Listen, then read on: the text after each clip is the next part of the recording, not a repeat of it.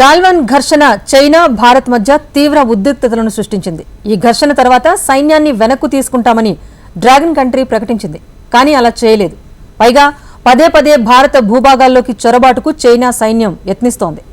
గాల్వాన్ అనంతరం 2021 సెప్టెంబర్ నుంచి 2022 నవంబర్ మధ్యకాలంలో భారత సైనిక స్థావరాలను చైనా దళాలు లక్ష్యంగా చేసుకున్నాయి. ప్రతిసారి చైనా సైన్యానికి భారత్ బలగాలు బుద్ధి చెప్పాయి. కానీ ఈ విషయం మాత్రం గుట్టుగా ఉండిపోయింది. పైకి మాత్రం డ్రాగన్ కంట్రీ ఏమీ ఎరుగునట్టుగా వ్యవహరిస్తోంది. అసలు చైనా ఎందుకు పదే పదే ఘర్షణలకు దిగుతోంది? PLA చొరబాట్లను ఎందుకు సీక్రెట్ గా ఉంచారు? What the story?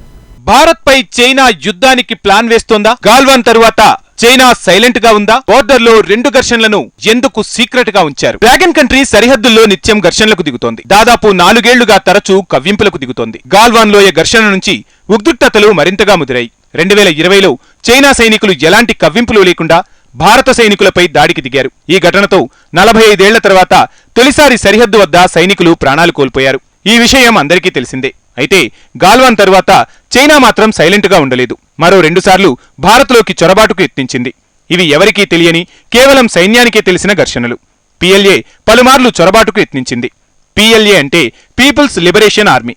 ఇది చైనా సైన్యం. 2021, 2022లో మళ్లీ చొరబాట్లకు PLA యత్నించింది.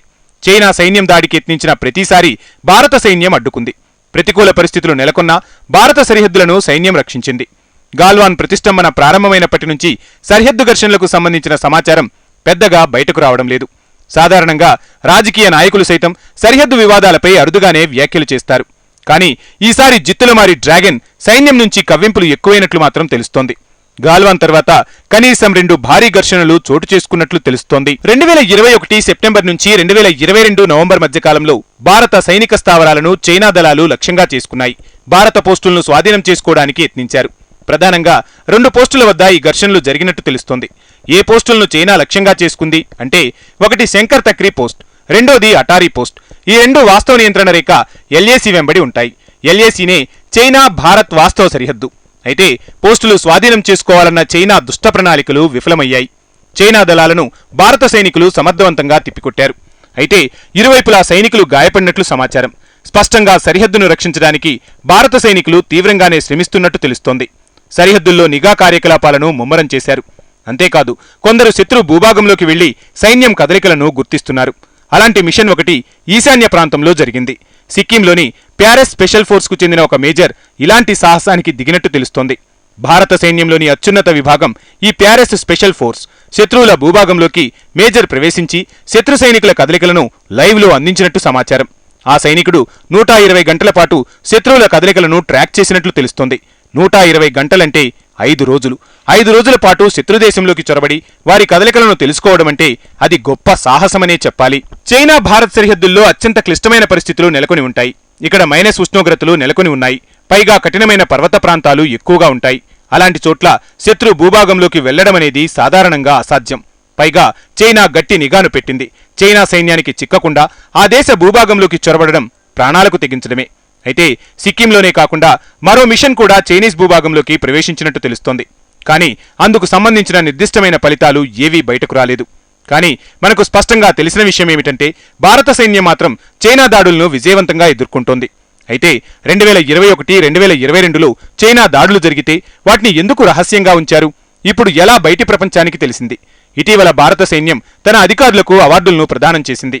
సరిహద్దు సీక్రెట్ మిషన్లలో సైనికులు ప్రదర్శించిన ధైర్య సాహసాలకు గాను వారికి శౌర్య పురస్కారాలను అందించారు. అయితే ఆ అవార్డు ప్రధాన వేడుకల్లో వారు పోరాడిన ప్రాంతాలు వివరాలను కూడా వెల్లడిస్తారు.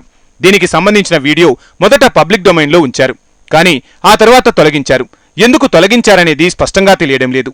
అయితే వీరుల వీరోచిత పోరాట కథనాలను ఎందుకు బహిరంగంగా పంచుకోవడం లేదు అని టాక్ కూడా వినిపిస్తోంది. బహుశా army chief general Manoj Pandey గత వారం సరిహద్దు వివాదాల గురించి మాట్లాడారు. ప్రస్తుతం ఇరు దేశాల మధ్య సరిహద్దుల్లో పరిస్థితులు స్థిరంగా ఉన్నట్టు చెప్పారు. అదే సమయంలో సున్నితంగా కూడా ఉన్నట్టు వివరించారు. అంటే ప్రస్తుతం ప్రశాంతంగా ఉన్న సమయంలో ఇలాంటివి బయటకు వస్తే పరిస్థితులు మళ్లీ ఉద్రిక్తంగా మారే అవకాశం ఉంది. అందుకే భారత్ తన రక్షణకు ప్రాధాన్యమిస్తుంది. వ్యూహాత్మకంగా ఎలాంటి తప్పిదాలకు ఆస్కారం లేకుండా చూసుకుంటుంది. ఈ క్రమంలో భారత్ సంయమనం పాటిస్తోంది. కానీ చైనా మాత్రం అందుకు విరుద్ధంగా వ్యవహరిస్తోంది. పైకి శాంతి గురించి మాట్లాడుతుంది. కానీ సరిహద్దుల్లో మాత్రం యుద్ధానికి తెగబడుతోంది. భారత భూభాగాల్లోకి చైనా సైన్యం చొరబడినప్పుడే డ్రాగన్ దౌత్యవేత్తలు జనరల్లు శాంతి గురించి మాట్లాడతారు. స్పష్టంగా చెప్పాలంటే చైనా నిజాయితీగా ఏమాత్రమూ లేదు, ఉండదు. అది సైన్యాన్ని సరిహద్దు నుంచి ఉపసంహరించుకునేందుకు కూడా సిద్ధంగా లేదు. అంటే డ్రాగన్ సైన్యం నుంచి సవాళ్లు తప్పవన్నమాట. అయితే చైనాకు కౌంటర్ ఇచ్చేందుకు భారత్ ఏం చేస్తుంది అంటే సరిహద్దు వద్ద సైన్యాన్ని భారత్ నిత్యం అప్రమత్తంగా ఉంచుతోంది.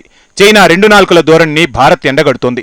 ప్రతి రహస్యం చెప్పడం ముఖ్యం కాదు, కానీ కొన్ని చెప్తేనే బీజింగ్ను అదుపులో ఉంచడానికి వీలవుతోంది. భారత్ చైనా మధ్య 3488 కిలోమీటర్ల పొడవైన వాస్తవ నియంత్రణ రేఖ ఉంది. 2020 ఘర్షణల తర్వాత భారత ఆర్మీ అప్రమత్తమైంది. LAC వెంబడి దళాలను పోరాటానికి సిద్ధంగా ఉంచింది. అయితే మీడియా కథనాల ప్రకారం భారత్తో చైనా 2 రౌండ్ల దౌత్యపరమైన చర్చలను నిర్వహించింది. చివరగా డిసెంబర్ మొదటి వారంలో 28వ రౌండ్ చర్చలు ఎలాంటి పురోగతి లేకుండానే ముగిశాయి. ఈ చర్చలు భారత్ చైనా సరిహద్దు వ్యవహారాల సంప్రదింపులు, సమన్వయం కోసం జరుగుతాయి. సరిహద్దు ప్రాంతాల్లో శాంతి భద్రతను కాపాడుకోవాల్సిన అవసరాన్ని ఢిల్లీ, బీజింగ్ అంగీకరించాయి. అదే సమయంలో బోర్డర్లో ఇరు దేశాలు తమ బలగాలను భారీగా మోహరించాయి. గాల్వాన్ ఘర్షణ తర్వాత వేలాది మంది సైనికులను LAC వెంబడి అటు చైనా, ఇటు భారత్ ఫార్వర్డ్ పోస్టుల్లోకి తరలించాయి. సరిహద్దు వద్ద శాంతి తప్పనిసరి అని చైనా అంగీకరించినా భారీగా మౌలిక సదుపాయాలను కల్పిస్తోంది. కృత్రిమ గ్రామాలను నిర్మిస్తోంది. న్యూఢిల్లీ సైతం 50,000 మంది కంటే ఎక్కువగా సైన్యాన్ని, భారీ సామాగ్రిని సరిహద్దుకు తరలించింది. చైనా శాంతిని కోరుకుంటుందని, అయితే LAC నుంచి తన సైన్యాన్ని ఉపసంహరించుకునే విషయంలో మాత్రం పేచీ పెడుతోంది. అంటే భారత్ చైనా ద్వైపాక్షిక సంబంధాలు స్తంభించిపోయాయన్నమాట. అనేక రౌండ్లు సైనిక, దౌత్య చర్చలు జరిపినప్పటికీ ఎలాంటి పురోగతి కనిపించలేదు. విదేశాంగ మంత్రి డాక్టర్ జయశంకర్ మాటల్లో చెప్పాలంటే చైనీయులు అక్షరాల 10,000 మంది సైనికులను పూర్తి సైనిక సన్నద్ధతతో లడాఖ్లోని బార్డర్ ప్రాంతానికి తీసుకొచ్చారు. నిజానికి ఇది ద్వైపాక్షిక ఒప్పందాల ఉల్లంఘనే. అంటే ద్వైపాక్షిక సంబంధాల వృద్ధికి, శాంతికి భారత్ కోరుతుంటే చైనా మాత్రం వాటికి భంగం కలిగిస్తోంది.